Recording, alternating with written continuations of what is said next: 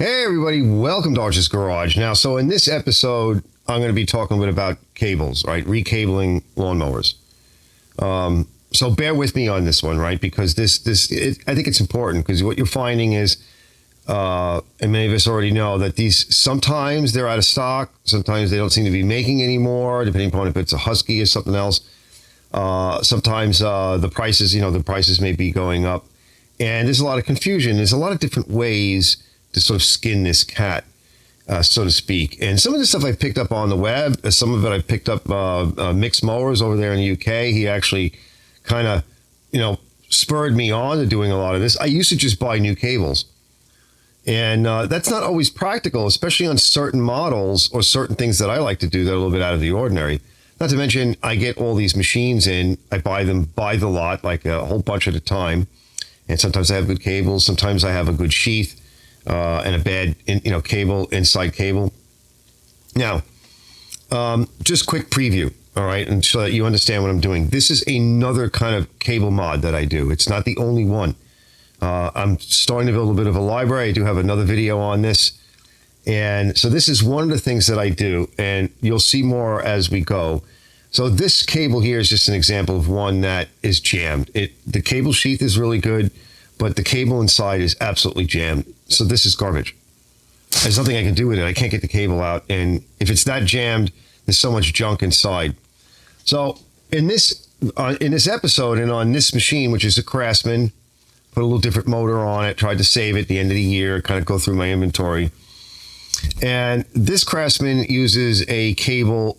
This is for the ignition cable, but this, by the way, this is something you can do for, drive cables. It uses an ignition cable. They often call these engine bales, zone control, right? So you understand. So this is the engine brake and ignition control. And most of the time they're on the left-hand side. In this case, what I did was I took a cable, like the one I just threw out, and I took it from a machine that utilized a right-hand side style setup. So this is your right-hand side. You're holding the handle, right? There's handlebars. And a lot of the older ones, they came from the left. They kind of crossed over the bag region and came up to the right. Now, that cable is longer, so you cannot really use it. It would kind of work, but it'll kink up. It'll wrap all over the place. It'll be in the way. It's too long for the left-hand side. And the left-hand side setup is now the new style. It's been like this for a while. However, it's usually the ends that break. Maybe the little thing on the end, right? That little lead thing that's on the end that might break or crack. Sometimes the cable wears out. So what we're going to look at in this video is what I did in this case, where I took one where the end was a bit broken, and then I modified it to use on the left-hand side.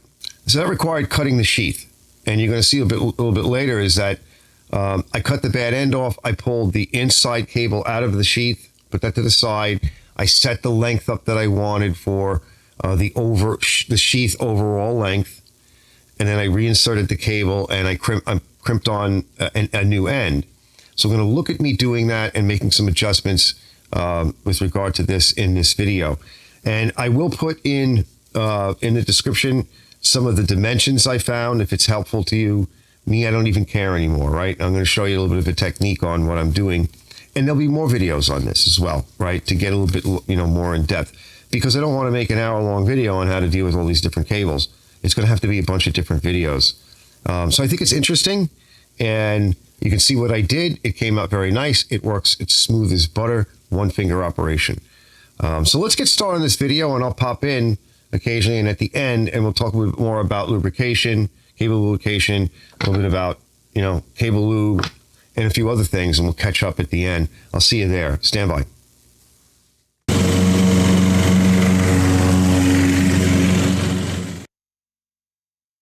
Now, in many cases, what you're going to find is a lot of times on the machine, like here, all right, notice I actually swapped the cable around the other direction because sometimes these ends won't fit.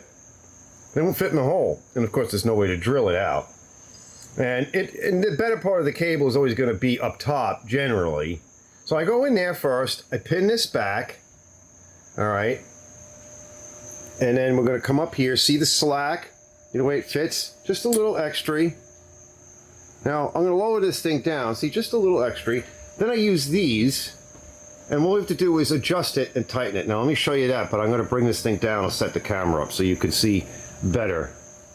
All right, now just to clarify in this little segment here, right, I show you shoving the screwdriver into the brake. And so you have to pull the brake back, whether it's with your cable that's on its way out, or you got to grab a pair of pliers, you pull the cable, the engine bail brake system all the way back, opening up that gap, shove that big screwdriver in there, get it as wide and as open as possible. And then you can connect the one good side of your cable, the actual cable insert, plug in your sheath, and then you can drape it up. And I show this, draping it up the handle, right, and getting it set just right to where it's supposed to go, okay? And so there's a number of ways of doing that, but this is just a hint as to where I put it. And this, by the way, this can be done with the new MTD styles as well. You can actually re-drill the handle and use the new style claw foot MTD cable. It's got the little hook on the end of it, and it's got a big long leader. You can use those as well. So I just wanted to clarify that. Now, like I said, I'm not going to go through every little tip and trick in just one video because it would just take too long.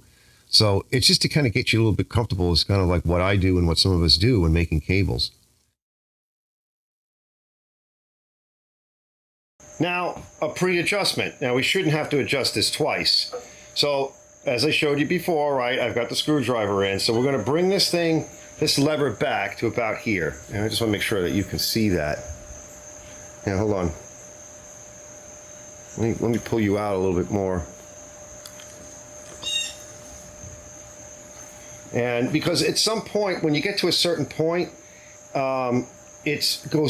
exceeds the fulcrum point where it stops pulling on the cable and kind of just, it's like over leverage, and it will just kind of clamp down and hold itself towards the handle bar itself. So what we're adjusting, we're just kind of clamping this down here. You're going to see.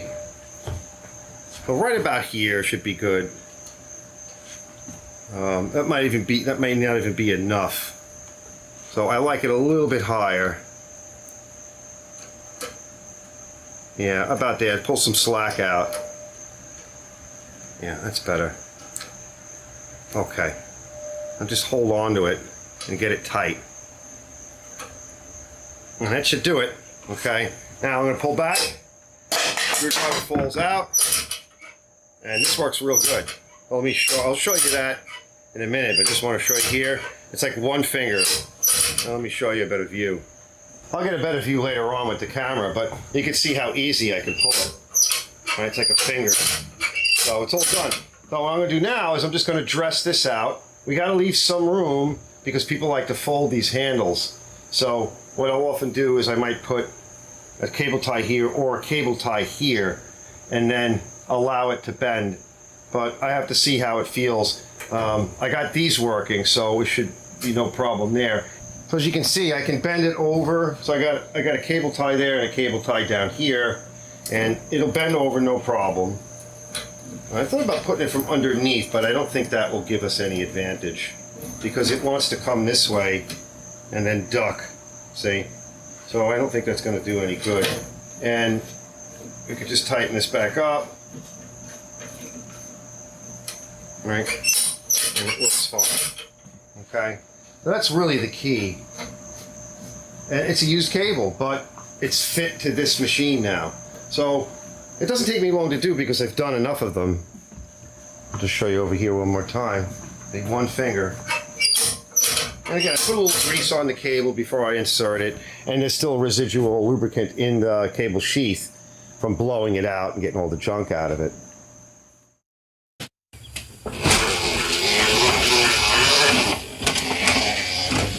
Now I used a cutoff wheel, okay, air tool, or some kind of grinder you can use. You can also use a regular cutter like this, or a hacksaw, but you're going to need to deburr the end, right? You want to make sure that there's nothing in the way of that little cable coming through and causing problems.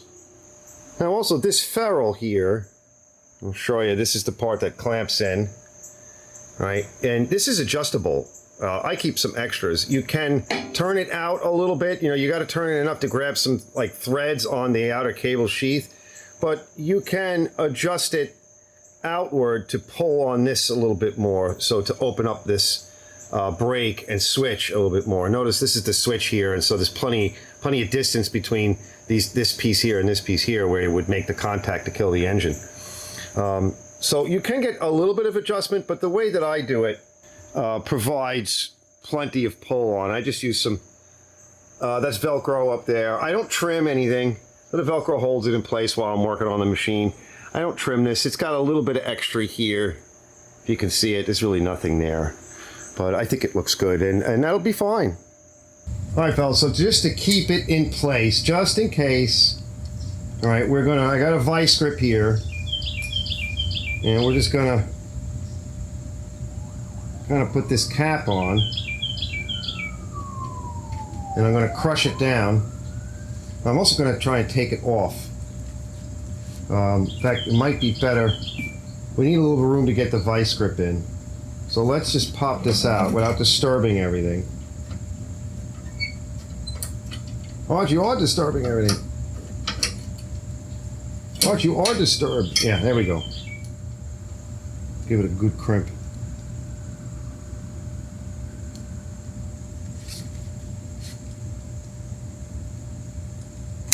Oh yeah. And just keep tightening down a little bit. That's it. You don't need to crush the whole damn thing, because if you crush the whole damn thing, what you'll find is it doesn't work.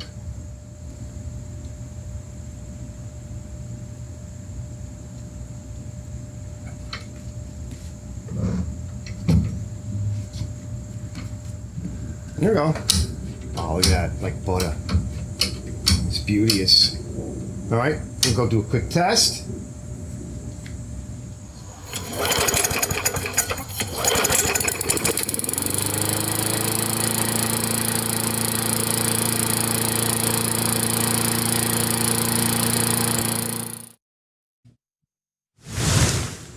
All right, fellas, a last look at some of the stuff that I save. Remember, I mentioned I like to save these.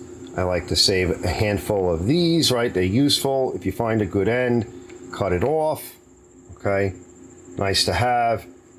This is the cutoff of trimming that cable. These are the ends that you saw me use. It's this style end.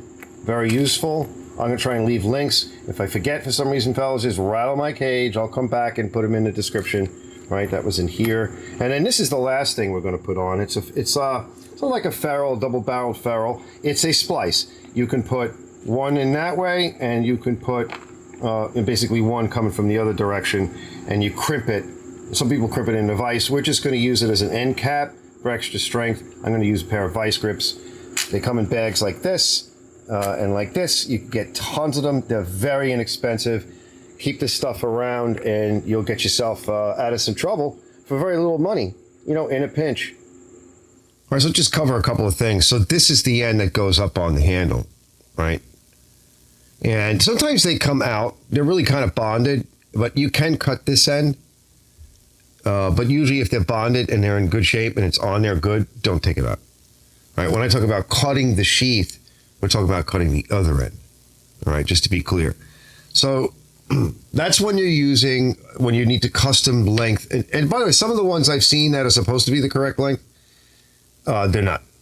And as I said, I'm going to leave links, basic descriptions of the lengths or what have you, and the sheath sizes in the description. Another thing too is I like to use, this is like 1/16 aircraft style cable, right? Stainless steel. And I don't have to use it all that often, because a lot of times because I get so many of these different types of cables, I'll modify something that's in good shape. I showed you I cut the ends off. I've done that. I actually just did this on another machine. Yeah. Where is it? I don't know what I did with it. I think it's over here. All right. I'll try to remember to take some pictures. This is nice. It's like 1/16. I don't know what it is in millimeter. I'll try to leave the link for this as well. You don't want anything coated. No plastic coating or anything like that. One person, I did this on another video, one person suggested, well, how about just regular wire, like steel wire? I'm like, yeah, but it's going to rot. And then you're going to wind up with the same problem. If you actually like the machine and you want to just pop some stainless in and put some grease on the cable and then, lubricate it. Now, there's another way to lubricate the cable. You can get one of these, and they're kind of pesky, right? It's a cable oiler, and it clamps over the cable, and it would clamp. The best thing to do with a cable like this is to take this end off here, like I showed earlier, pull it out of the way, and then clamp it on properly, and it only goes one direction really, and you'll be able to see by the orientation. Look at the rubber seal, and then you tighten everything down. Makes a mess. So if you have the cable apart, take the sheath, blow some gum out or brake cleaner through it, and blow it with compressed air. Hopefully if you have some compressed air. And then you can blow in some, I like this stuff, liquid wrench. That's like my favorite. All right, that's chain and cable lube. All right, and it'll go in very thin with the vehicle, and then the vehicle dries off and it gets like jelly-like. Same kind of thing with this. This is chain and cable wax, and it'll go in like a penetrant, like the others, but then it'll wax up, and it's like a grease. So just some tips there on that. And other than that, I'm not going to really get too involved in anything else in this video, because there are other ways of doing this, and I'm not going to sit here and say, well, you got to do it like this. No, this is just one of the ways I do it. Drilling the handle is another thing. I think I'll have a video out on that as well soon, and show you using. I don't have one of these new MTD style hook, grabbers. I thought I had one. I don't have any in stock. I'm trying to use up a lot of stuff. It's kind of the end of the season. Get rid of whatever I can and move it forward. But yeah, those are some options, and I'll have more videos on this. I'll see you guys here at Archer's Garage on one of the next videos.